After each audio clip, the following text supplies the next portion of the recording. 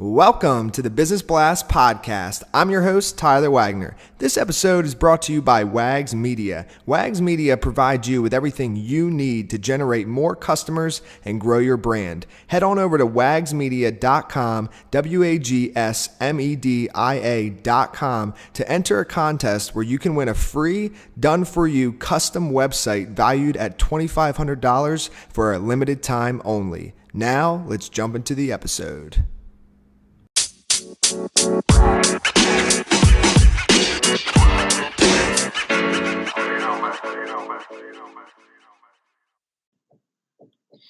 All right, everyone. Welcome back to another episode of the Business Blast Podcast. I'm your host, Tyler Wagner. Today I have Chris Kubbernus with us, aka Cubby. He is an entrepreneur and social media marketer. He's originally from Canada, but is now based in Copenhagen, Denmark.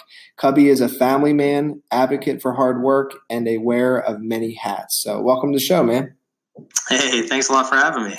Of course. Grateful to have you here. We'll dive into the first one, Chris. The first question I have for you is, what is the best story from your life that has an underlying valuable message? Yeah, this is a good one. I think the most valuable story that I have, and most valuable to me, maybe also to other people, is I was very happy, or I guess I thought I was very happy. I was in a prominent career. I was making six-figure salary. I was climbing the corporate ladder, doing what I thought was the right thing for me. But when I look back, I realized that I was incredibly unhappy in my life and in my job. And it was about when I was 34 years old, that I decided that wasn't right for me. I was actually in my boss's office. He was tearing me a new one over some silly thing. And I had it. I was just like, this is it. I don't want to do this anymore. I walked out. I took a 2-week vacation. I came back. I quit. I started my own company, and I haven't looked back. So I think the message there, and maybe a lot of people feel this way, is that, you think you're on the right path. You think you're doing the things that are good for you or the things that you want, but you really have to examine your life, and things change, and you can re-examine and see where you're at, and you can make a pivot. Dude, thanks for sharing that with us, and congratulations on doing that. Thanks. The next one is what is the most valuable piece of information we should know that's within your expertise or industry? I mean, I'm in marketing and in entrepreneurship, and I have an agency, right? So we deal with mostly marketing campaigns, social media campaigns. So I would say, and this applies to, it might sound like this applies to stock market or to real estate or something like that, but I believe in buy low, sell high. And what I mean by that is that getting in early on social media platforms or new ways of marketing, for example, like using VR technology, using artificial intelligence, AR, using Snapchat, whatever those things are, if you get in early enough, it's very cheap and it's easier to do, and it's not as saturated. If you get in later, it's more expensive, it's harder to do, and there's too much competition, right? So really buy low, meaning get in early when it's low, when there's not a lot of barriers to entry, and sell high, meaning that get the most out of it when the market is the highest, right? So you'll get the most impressions, the most reach, the most engagement, because more people have jumped on the platform. So that's kind of the most valuable piece of information I have for people in my industry. And what's your best piece of overall business advice for like somebody that's like just getting into like entrepreneurship, let's say? Like, what would you tell them, like first thing you would tell them? The first thing that I'm going to tell them is that they're going to fail. Meaning that they're going to fall on their face. They're going to do things wrong. They're going to make mistakes. They might even make giant ones that close their business. But you have to push through. Nobody makes it. Nobody learns how to ride a bike the first try. Nobody goes to the home plate and hits a home run. It's very difficult. You have to develop your entrepreneurial, let's say it's skills or talent or experience. And if you recognize that, you know what, you're going to fall flat on your face, then you'll do things differently and you'll pick yourself up and realize that it's part of the process. So I really recommend that's my biggest piece of advice to new business owners, even old business owners. Like, you're going to screw up. It's just the way it is. Get over it, get going, get moving, and get to the next step. And if you could give your younger self one piece of advice, what would that be? I would give myself this advice today, actually, but I would give my younger self this advice, and also I continue to give my current self this advice, but it's basically listen to your instincts.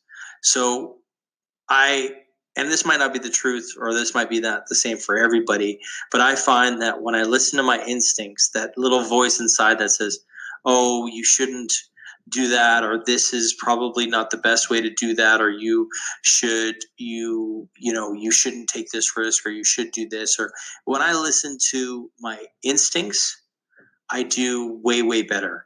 When I ignore my instincts and maybe let my ego take over, or let somebody else influence my decisions, it's not that I'm not taking in impressions from everybody else. It's not that I'm not listening to my colleagues or my employees.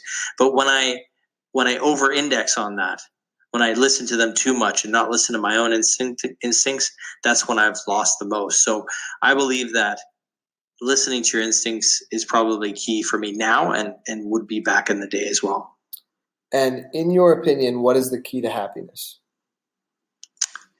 The key to happiness, in my opinion, this might be, maybe this is a little controversial, but the key to happiness for me is do stuff that scares you.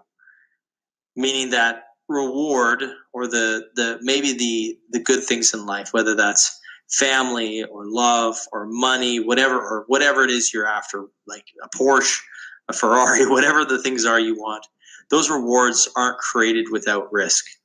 And I say that for every reward. It doesn't have to be material things. It's basically, even the most emotional rewards come from those risks. Asking that girl out on a date, or going up to that guy, or telling him you love him, or whatever those things are. So do the stuff that scares you. And after you've had that fear, after you've crossed those chasms, that's where you find the best stuff. So if you're afraid to ride a bike, afraid to start a company, afraid to get married, afraid to buy a house, all the best stuff in life comes after you're afraid and you've actually taken the calculated risk and done it and mastered it. And what is the best book that you've read, and what was the number one thing you learned from that? The best book, I have a lot that I think are really amazing books, so it's really hard to narrow it down to one. But this one is sort of sticking in my mind, and maybe it's because I've read it recently again for like the fifth time. But the book Never Split the Difference by Chris Voss is probably one of my favorite books of all time. It's about negotiation. It's written by Chris Voss, who's an ex FBI negotiator, hostage negotiator. And he uses sort of his experiences in life and through his job about negotiating for people's lives, negotiating for money for people's lives, or whatever those things are. And he talks about how negotiation is a major part of everybody's life. We have to negotiate many things in our relationships, with our kids, with our family, with business. And he walks through the sort of tools to better negotiate, and negotiate with yourself even. So it's a really good book. It really opened my eyes to how to get things that I want, and how to get things done the way that I want to get them done. So I think it's probably my favorite. And what is your favorite quote, and why? My favorite quote actually comes from my dad. He says, I don't know if it's his actually. He probably ripped it off somebody. I'm sure he did actually, but I haven't even bothered to Google it. But he always said to me, you have to build the plane and fly the plane at the same time. And that really stuck with me, because it basically means that you can't build the perfect plane and then try to fly it. If you wait for the perfect moment, or if you wait for the perfect time, if you wait for all the stars to align, you'll be waiting forever. You have to build the plane, as in get started doing what you want to do, or moving towards your goal, and at the same time fly the plane, or actually do it. So that's sort of really stuck with me and is sort of how I approach life and business and everything in my life is that you just have to get started. You'll figure out how to build the plane as you go. Yes, man, dude, that's an awesome quote. I love that quote. It's probably stolen it from somebody, but I love it as well. It's going up on my wall. I'm getting a graffiti artist to come to my office and write it in big letters. Dude, that's awesome. I'm going to post it on social media, but I might do the wall thing in the future as well. Yeah, it's a good one, right? It is incredible, dude. Dude, thank you so much for coming on. Amazing interview. Lots of value. Thank you. Last question I have for you before we do let you go is, where is the best place for people to find you online? I'm basically everywhere on social. I mean, I'm loving Instagram right now. LinkedIn is also great, but I mean, hit me up on my Instagram. It's probably the best way to find me. Instagram.com/Chris Kubby, Chris ChrisKubby. That's Chris Kubby. Hit me up there. DM me. Let me know you heard this podcast. I'd love to know your thoughts on what I've said and see if it resonates with you. So, yeah, looking forward to that. Perfect, man. Thanks again for joining us. We appreciate it. Thank you. The podcast you just heard was published with Anchor. Got something you want to say to the creator of this show? Send them a voice message using the Anchor app, free for iOS and Android.